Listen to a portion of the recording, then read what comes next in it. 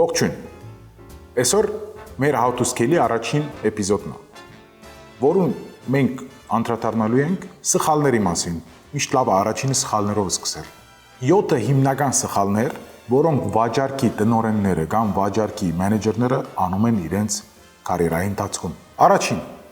միշտ ասում եմ, նորից եմ ասելու, մի փորձեք բոլորին գոհացնել։ Եթե բոլորին ուզում եք գոհացնել, մի հատ մեր լավ ասացված կա,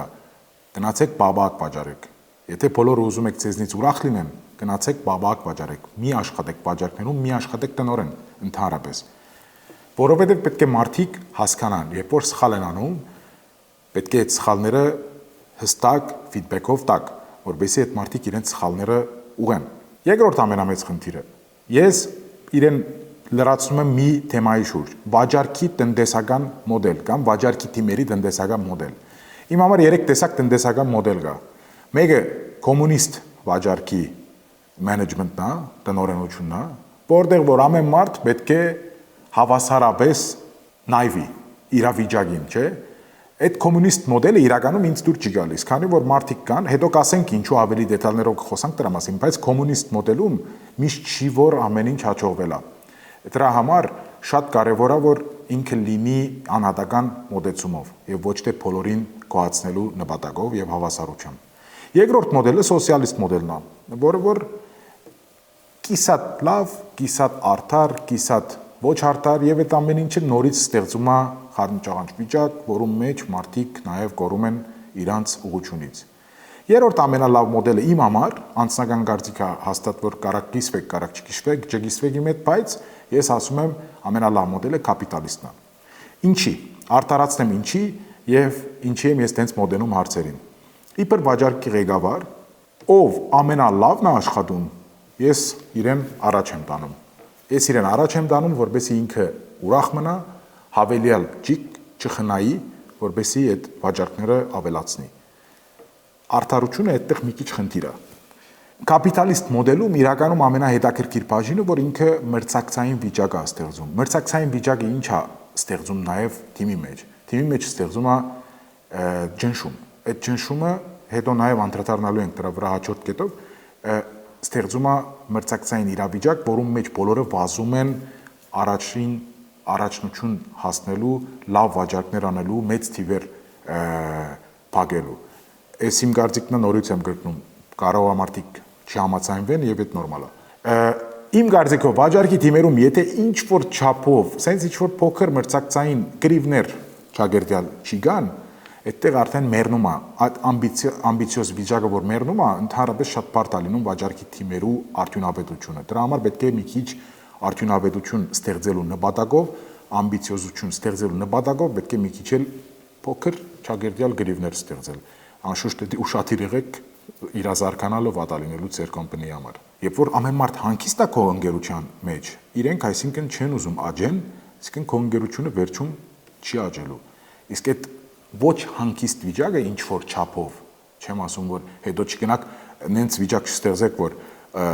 մարդիկ ուզեն դուրս գալ, բայց ոչ մի քիչ ոչ հանգիստ վիճակը լավ միջավայր է ստեղծում վաճառքի մանավանդ թիմերի, որ իրենք ավելի տան իրենց ունեցածը։ Երրորդ կետ՝ խմբային ճնշում, անգլերենով peer pressure։ Խմբային ճնշումը գալիս է մի քանի կետերից։ Խմբային ճնշումը ես սահմանում եմ սենց. եթե ունենք 5 հոգանոց թիմ վաճառքի,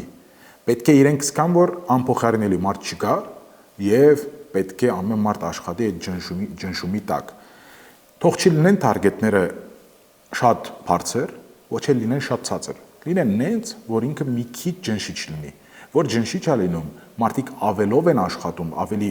effort են անում, որ մի քիչ ավել արդյունք տանի։ Իսկ ամեն անգամ որ մի քիչ ավել արդյունք են տալիս, ամեն մեկի եթե ես միշտ ասում եմ 1% ավել տվեց, մենք հասնում ենք 100%-ի։ Այդ է կարևորը։ Վերջավորության ոչ թե ամեն մարդ ուստիպենք, որ ինքը 90% անի, մյուսը 1% անի, բայց բոլորը հավասար 1% իրենց անեն, եթե կարելիությունը կա եւ եթե այդ վիճակը մենք ստեղծում ենք։ Իբր վաճառքի տնօրեն, իմ կարծիքը սա նորից իմ 7 կետերի 4-րդն է, որում մեջ ես միշտ ասում եմ. մի կենտրոնացրեք աշխատանքը ձեր վրա։ Մի կենտրոնացեք, որ խնդիրները լուծողը դուք եք այդ ընկերության միան։ Maximum delegation, տվեք task-երը, տվեք ինչ որ պետք է այդ մարդկանց, սովորացրեք, թող գնան իրենք իրենցով աշխատեն։ միջավայրը ստեղծեք, որ խնդիրների դեպքում, որոնք որ բացառապես միշտ էլ լինելու են, խնդիրների դեպքում գնան իրենց մեջ լուծեն, ցեզնից կախյալ թող չլինեն։ Վաճառքի դեպքում թող չլինի ծեր վրա կենտրոնացումը։ Բաժանեք մաքսիմալ, որովհետեւ ցեզնից իջնի այդ ծանրությունը, որ դուք կենտրոնանաք ավելի կարևոր գործերի վրա, որը որ ստրատեգիա, որը որ ավելի երկարաժամկետ ծրագիր է։ Ես իմ օրինակով սկսեմ նաև ցեր հետ, որ ես Glovo-ում տնօրեն ունեի, Glovo-ում կոմերցիոն տնօրեն եղած ժամանակս եկավ ինձ ասեց, տես դու քեզ մի ամիս ժամանակ եմ տալիս, եթե ես մի ամսվա ընթացքում դու չտվեցիր task-եր, delegation չարեցիր եւ դու արեցիր այդ գործը, որ հիմա անում ես, շատ լավ ես անում, բայց մենք քեզ այսքան փող չենք տալիս, որ դու այդ անես։ Դու եթե չտվեցիր այդ թիմին այդ պատասխանատվությունը, որ իրենք վերցնեն իրենց վրա, դու էլ դուրս արի աշխատանքից, քանի որ քո տեղը մենք բերել ենք մարդ, որ կարա ստրատեգիա մտածի։ Այնտեղ հասկացա, որ ճիշտ է ասում այդ մարդը։ Այսինքն ես եթե նստեմ ամեն վաճառքի մասնակետի գործը ես անեմ, արդեն այնտեղ խնդիրը սկսվում է։ Քանի որ ես պետք է ավելի կարևոր բաների վրա կենտրոնանամ, ոչ թե այնի վադա մույսը լավ է, պարզապես կարևորությունն է այստեղ խոսված։ Դրա համար շատ կարևոր է, որ delegate անեք task-երը, տակ, որ մարդիկ աշխատեն իրենցով, ձեր վրա չկենտրոնանան։ 5-րդ կետը 90-10-ի օրենքն է։ Վերջերս շատ է տարածում 80-20-ի քրքի մասին, մանավանդ Հայաստանում, 80-20 անշուշտ ուրիշ մոդելով է գրված ուրիշ բանի մասին, բայց 90-10-ն իմ համար օրենք է։ Ես իմ ժամանակս չեմ բաժանում 10 մարդու վրա 10%-ով։ Ես իմ ժամանակս բաժանում եմ 90% մի օգուի վրա, 10%-ը ուրիշ բանի համար։ Ինչի համար։ Ես նախընտրում եմ այդ 10 հոգիի վրա 90% ժամանակս ծախսեմ 1/1, բայց ծախսեմ էֆեկտիվ։ Ինչու։ Ես ուզում եմ մի հատ ուժեղ մասնակետ սարքեմ մարդուն, 90% իմ ֆոկուսս իր վրա տնեմ եւ ինքը դառնա ուժեղ, որ իմ գարիկին բեք չունի այլևս, իմ գարիկը չունի, եւ հետո անցնեմ երկրորդին։ Ոչ թե անարդար մոդեցում է, պարզապես ավելի ճիշտ եւ ավելի էֆեկտիվ մոդեցում է։ Այդ իմ կարծիքն է, իմ փորձով եմ կիսվում, անշուշտ միշտ էլ ասում եմ, մարդիկ կան, որ չկիսվեն իմ կարծիքը, որը նորմալ է։ Բայց երբ որ բաժանում ես քո ուժերը տարբեր մարդկանց վրա, ասենք 10 հոգու վրա, այդ արդեն շեղում է քո իրական այդ աշխատելացևից եւ որը որ խնդիրը առաջացնելու հետո որակի իմաստով։ Դրա համար շատ կարեւոր է որ դուք կենտրոնանաք մի օկի վրա, եթե չունեք ուրիշ ժամանակ,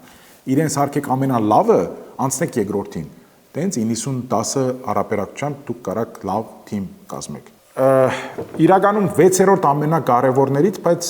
իմ համար նաև մի քիչ ավելի մոդեցումներու տարբերությամբ կարևոր բոնուսային համակարգ։ Նույն մոդեցումն է, այդ 90-10-ի մոդեցումն է։ Եթե $1000 500,000 դրամ ունենք մենք բոնուս բաժանելու։ Ես նորից բաժանում եմ 90-10 հարաբերակցությամբ։ Եթե մարդը աշխատում է ավել, նենց միջավայր մի ստեղծեք, որ մույսը այդ աշխատողի հաշվին ստանա նաև հավասար բոնուս։ Չէ, այդ ամենամեծ սխալն եք անում վաճառքի թիմերում։ Ես չեմ ասում ընդհանուր բիզնեսում, վաճառքի թիմերում։ Վաճառքի մասնակետը պետք է ստանա այն ինչի համար, որ ինքը աշխատում է։ Եթե մարդը ավել է աշխատում, կա ցևերը, կարաք մեր հետ կապնվեք, մենք ցես կասենք ոնց KPI-ներ նշեք եւ վաճառքի բոնուսային համակարգ ճշտեք, որպես ինքը թե արդար լինի, թե մրցակցային լինի, թե ամբիցիոզ լինի, բայց նենց չի որ բոլորին վրա բաժանեք այն ինչ որ բոնուս, որը որ դուք ունեք ձեր մտքում կամ ձեր թարգետների մեջ, ֆորքասթի մեջ։ Բաժանեք այն մարդուն, որ ինքը աշխատել է այդ ամիս ամենաշատը։ Բոնուսային համակարգը թող լինի flexible, բայց ոչ փոփոխական իր սկզբնական մոդեցումից։ Այսինքն եթե դուք մարդուն աշխատանքի եք ընդունում եւ ինչ որ համակարգ եք իրեն տալիս, մի փոխեք այդ համակարգը։ Փոխեք թարգետները, փոխեք մոդելը, փոխեք վճարման մոդելը, բայց եթե իրեն ասել եք, որ ամեն 3 ամիս դու բոնուս ես ստանալու, մի արեք էդի 6 ամիս։ Բացի եթե դեպի լավն եք անում, այսինքն 3 ամիսը վերածում եք մի ամսի, օրինակ եմ ասում, բայց մի փոխեք ձեր մոդեցումները։ 7-րդ ամենավերջին կետը, որը որ ոչ թե միայն վաճառքի տնօրենների համար խնդիր է, այլ ընդհանրապես տնօրենների համար խնդիր է մայկրոմենեջմենթ։ Տեսեք, մայկրոմենեջմենթը հիմա բառը շատ մարդիկ օգտագործում են, բայց քիչ առաջվա իմ ասածին նորից վերադառնամ, քանի որ ինքը իրարով մի քիչ կապվում են։ Մայկրոմենեջմենթը ձեր ժամանակը խլելու է մինչև վերջ եւ դուք մտնելու եք ամենաանգապ դիտելների մեջ, որու արդյունքում դուք չեք կարողանալ կառավարեք ճիշտ ձևով ձեր թիմը, ինչպես նաև չեք կարողանալու կառավարեք ձեր վաճառքի process-ները։ Մի մտնեք micromanagement, delegate արեք, տվեք վստահություն ներշնչեք, վստահեք իրենք թող գնան աշխատեն։ Դուք մի մտնեք այդ ամեն դիթեյլների մեջ։ Սեփականատեր եք, վաճառքի տնօրեն եք, վաճառքի մենեջեր եք, թիմ լիդ եք, կարևոր չէ։ Դուք ունեք ավելի կարևոր գործ կարող է այդ վարքյանին, քան այդ մայկրո մենեջմենտ անելը։ Վստահեք, ճիշտ տրեյներ եք, եթե դուք չեք կարող անեք թիմեք տրեյներների, բայց անպայման այդ տրեյնինգի արդյունքում այդ վստահությունը ներշնչեք այդ մարդկանց, որ գնան աշխատեն։ Վերջում, շնորհակալություն եմ այդտում ցես, որ հետևեցիք այսօրվա մեր էպիզոդին, չմոռանաք հետևել մեր էջերին, որը որ տեսնում եք արդեն մեր բայոյում, իսկ եթե ինչ-որ հարցեր ունեք հավելյալ, որում մանրամասները ուզում եք քննարկել մեր հետ, դիմեք մեր էջերին եւ մենք սիրով կպատասխանենք։